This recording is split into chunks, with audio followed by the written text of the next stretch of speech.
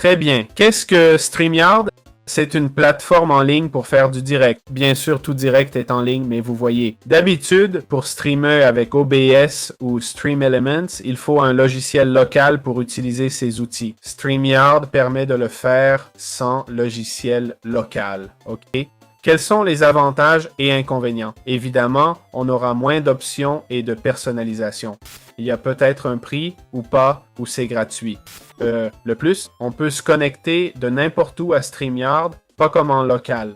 Vous me direz à quoi ça sert? Bon, peut-être pour faire un IRL depuis le mobile ou pour faire des directs de différents endroits du monde sans trop dépendre de son ordi. C'est vrai que prendre OBS et le configurer n'est pas si compliqué. Mais c'est vrai que si on doit le faire souvent et régulièrement, ça peut devenir lassant, non? Donc voilà, on prend StreamYard, tout est déjà dans le cloud, rien à configurer, juste connecter l'appareil, se connecter et c'est bon.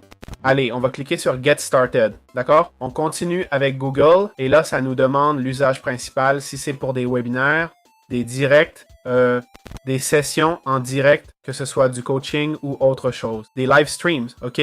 On clique sur Submit et là, on peut continuer avec l'essai gratuit ou tester la version pro pour $1. Bon, on clique sur Got it. On remplit notre profil et voilà, on peut le fermer. Il semble qu'on ait toujours accès aux outils, effectivement.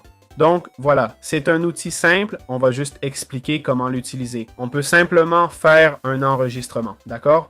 ASD, créer un enregistrement.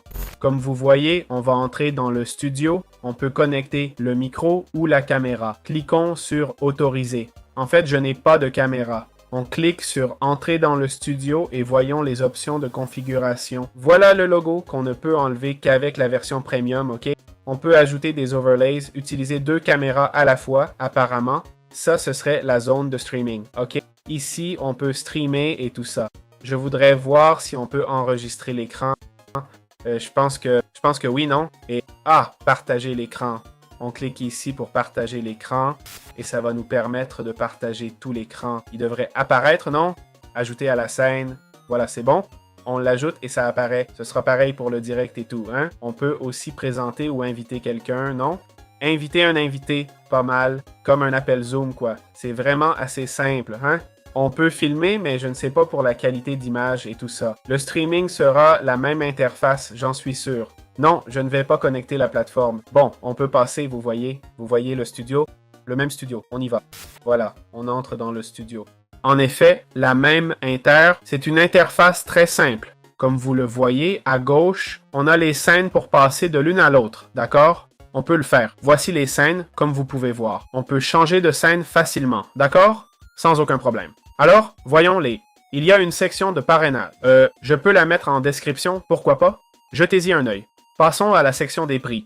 Le prix est de 4,60$ par semaine. Voyons la facturation mensuelle, ça peut coûter de 9$ par semaine à 20$ par mois. Le plus populaire, 40$ par mois pour streamer en 4K. C'est comme ça. Sans version locale gratuite, il faut payer. Le coût est assez élevé, c'est vrai. 40$ par mois pour un OBS gratuit, c'est frustrant. Si c'est trop cher, utilisez OBS sur une clé USB. C'est aussi simple que ça.